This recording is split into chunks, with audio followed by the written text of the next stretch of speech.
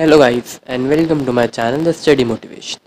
We are studying our chapter of class 11th chemistry, that is structure of atom, and in this chapter, in the previous lecture we have studied about closest distance approach and size of atom and size of nucleus, and in this chapter video we are going to see some more important points about atom, and then we are going to study about some important terms which are asked frequently in chemistry and which will further help us also in other chapters of chemistry also. So let's start.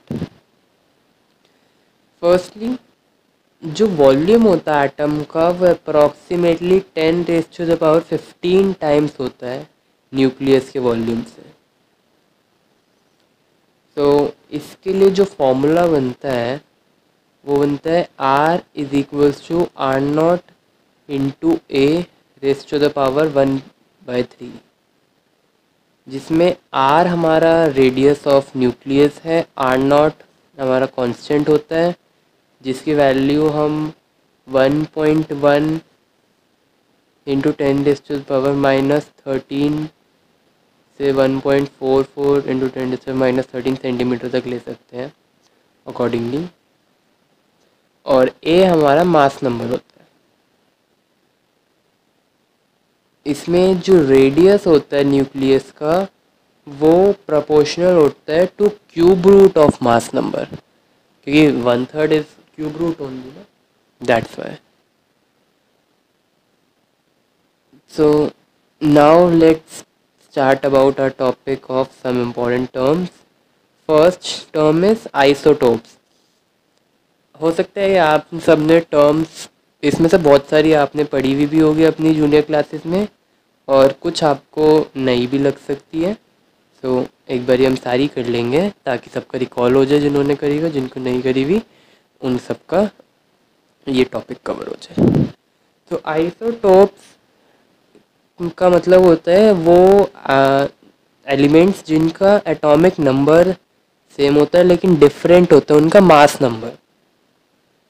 For example hydrogen के 3 मास numbers होते हैं. Hydrogen का 1 भी होता है, 2 भी होता है, 3 भी होता है, जिसको हम ड्यूटेरियम और ट्रिटियम भी कहते हैं, सेकेंड और थर्ड वाले को. और एटॉमिक नंबर हाइड्रोजन का एज वी ऑल नो वो 1 ही रहता है, क्योंकि एटॉमिक नंबर एक ही हो सकता है, मास नंबर डिफरेंट हो सकते हैं. इसी तरह क्लोरीन का भी होता है, 35 और 37 क्लोरीन के आइसोटोप्स है 2. सेकंड इम्पॉर्टेंट टर्म है हमारी आइसोबार. आइसोबार वो होते हैं जिनमें मास नंबर सेम होता है लेकिन एटॉमिक नंबर डिफरेंट होता है, जैसे कि आर्गन और कैल्शियम. आर्गन और कैल्शियम का एटॉमिक नंबर 18 और 20 होता है, लेकिन मास नंबर फिर भी हम दोनों का 40 ही लेंगे. इसी तरह हमारी थर्ड टर्म है आइसोटोन्स. आइसोटोन्स वो एलिमेंट्स होते हैं जिनका नंबर ऑफ न्यूट्रॉन सेम होते हैं.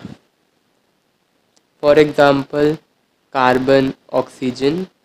कार्बन और ऑक्सीजन के केस में इनका एटॉमिक नंबर 6 और 8 होता है एज वी ऑल नो, और इनका मास नंबर होता है 14 और 16. तो नंबर ऑफ न्यूट्रॉन्स निकालने का फॉर्मूला हमारे को पता ही है, हमने चैप्टर की स्टार्टिंग में सीखा था, that is mass number minus atomic number. इसको अप्लाई करने के बाद दोनों के नंबर ऑफ न्यूट्रॉन्स 8 आते हैं, that's why they both are isotones. Next are isoelectronic. ये वो एलिमेंट्स होते हैं जिनमें नंबर ऑफ इलेक्ट्रॉन्स सेम होते हैं, जैसे कि O2 minus, F minus, Ne neon, Na plus, Mg2 plus. इन सब में हमारे नंबर ऑफ इलेक्ट्रॉन सेम होते हैं, जो कि 10 इलेक्ट्रॉन्स है. सेकंड है, आई मीन नेक्स्ट है आइसोडाइफर्स। आइसोडाइफर्स वो होते हैं जिनमें न्यूट्रॉन प्रोटॉन का डिफरेंस सेम होता है। For example fluorine and potassium, दोनों का हमें एटॉमिक नंबर हमें पता ही है, फ्लोरीन का 9 और पोटेशियम का 19, एंड मास नंबर होता है फ्लोरीन का 19 एंड पोटेशियम का 39। तो इनका न्यूट्रॉन प्रोटॉन का डिफरेंस सेम होगा। Next is isosters. आइसोस्टर्स वो एलिमेंट्स होते हैं जिनमें नंबर ऑफ इलेक्ट्रॉन्स भी सेम होते हैं और नंबर ऑफ एटम्स भी सेम होते हैं। जैसे कि N2, इसमें 14 इलेक्ट्रॉन्स हैं। कार्बन मोनोऑक्साइड, इसमें भी 14 इलेक्ट्रॉन्स हैं। इस टाइप से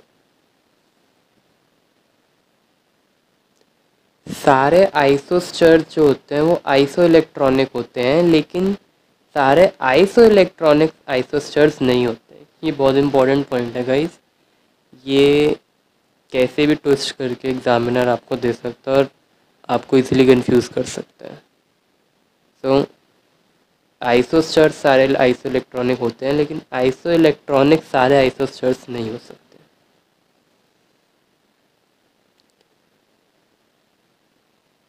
नेक्स्ट टॉपिक है हमारा इलेक्ट्रोमैग्नेटिक रेडिएशन।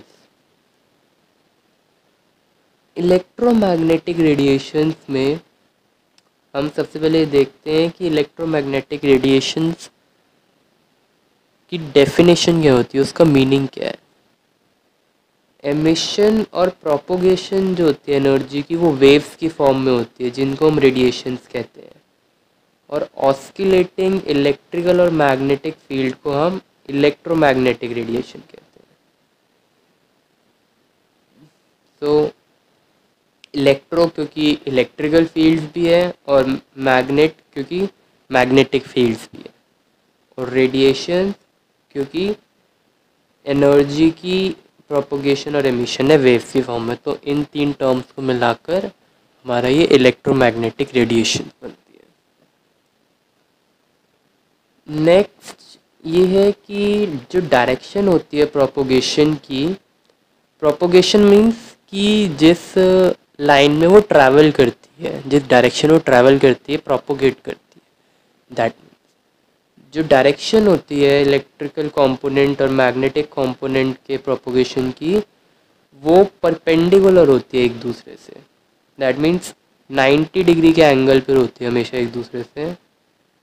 कि अगर सपोज इलेक्ट्रिकल कंपोनेंट की डायरेक्शन ऑफ प्रोपोगेशन नॉर्थ है, तो मैग्नेटिक वाले की या तो वेस्ट होगी या ईस्ट होगी। और ये वेव्स की प्रोपोगेशन के डायरेक्शन के भी परपेंडिकुलर होते हैं। तो जो हमारा अभी नॉर्थ ईस्ट वेस्ट वाला एग्जांपल था, उसमें दैट मीन्स कि वेव्स की जो प्रोपोगेशन है वो फिर साउथ की डायरेक्शन में होगी। साउथ में तो नहीं होगी, स्लाइटली दूसरी तरफ होगी। दैट मीन्स ये सारे म्यूचुअली परपेंडिकुलर होती है एक दूसरे से, क्योंकि अगर साउथ में अगर हम लेंगे तो वो तो 180 डिग्री हो जाएगा, वो नहीं होगा।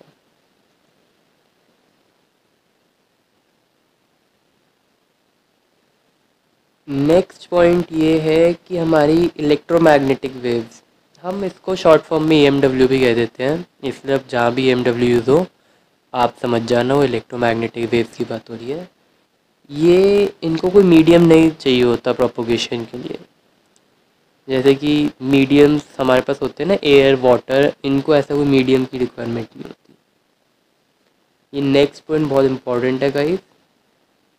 वैक्यूम में सारी EMW ट्रैवल करती है सेम स्पीड पे, that is speed of light, which is as we all know 3 × 10⁸ metre per second.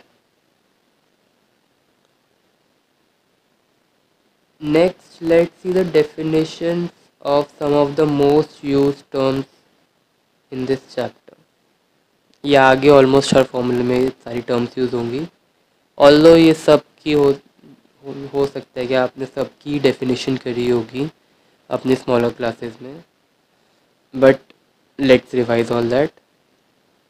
First is wavelength. Wavelength होती है distance between two consecutive trough and crust. Amplitude, wavelength को हम lambda से denote करते हैं. Amplitude होता है क्रस्ट की हाइट या फिर हम ट्रफ की डेप्थ, कुछ भी कह सकते हैं. फ्रीक्वेंसी को हम न्यू से डिनोट करते हैं और फ्रीक्वेंसी की डिफाइन करते हैं हम as number of waves passing through a point per second. और फ्रीक्वेंसी की यूनिट हर्ट्ज होती है, that is capital H small z. Next है वेलोसिटी. वेलोसिटी को हम v से डिनोट करते हैं जिसकी यूनिट मीटर पर सेकंड होती है. ये लीनियर डिस्टेंस होता है जो ट्रैवल करती है एक वेव एक सेकंड में. नेक्स्ट हमारा वेव नंबर है.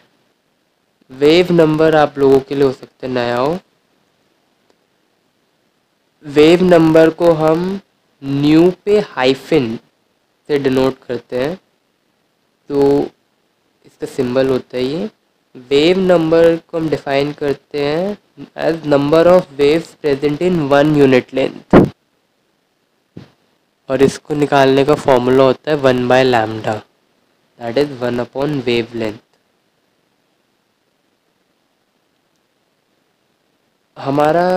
हमें पता है जैसे कि हमारा रिलेशन क्या होता है न्यू लैम्डा और वेलोसिटी के बीच में. Velocity equals to nu lambda, और हमने सबकी वो भी पढ़ ली है एसआई यूनिट. वेवलेंथ की एसआई यूनिट मीटर्स होती है गाइस.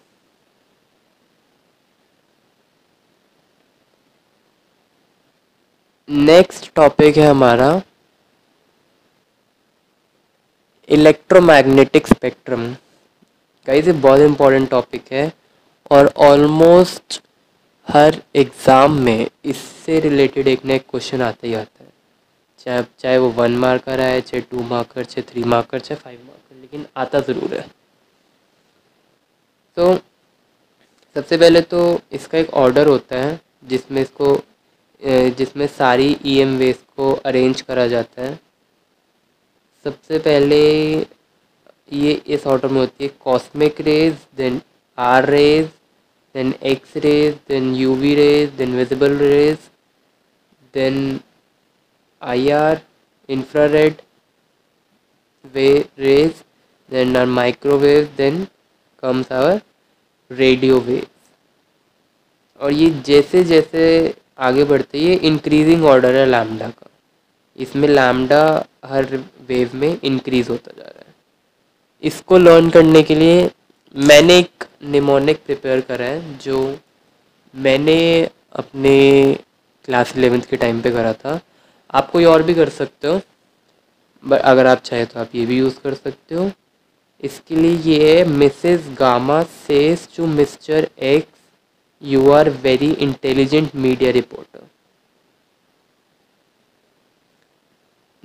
इसमें कॉस्मिक वेव्स आपको सबसे पहले करनी पड़ेगी,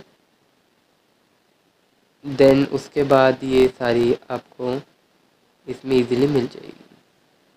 यहाँ से मिक्सचर में आर रिप्रेजेंट करता है R wave, R rays, X rays, U V rays, R, then V visible rays, I for infrared waves, M for microwave and R for radio waves. इस तरीके से आप इजीली रिमेंबर कर सकते हैं क्योंकि ये सीक्वेंस पे क्वेश्चंस बहुत आते हैं 1 marker, that's why. And on this note guys, we conclude with our today's video. If you guys like this video, please do like and subscribe this channel. Click bell icon for further updates. Link for the notes will be given in description box. And if you have any doubt, any confusion, any query, then do tell me in comment box. I will definitely try to resolve it as soon as possible. Till then, thank you for watching.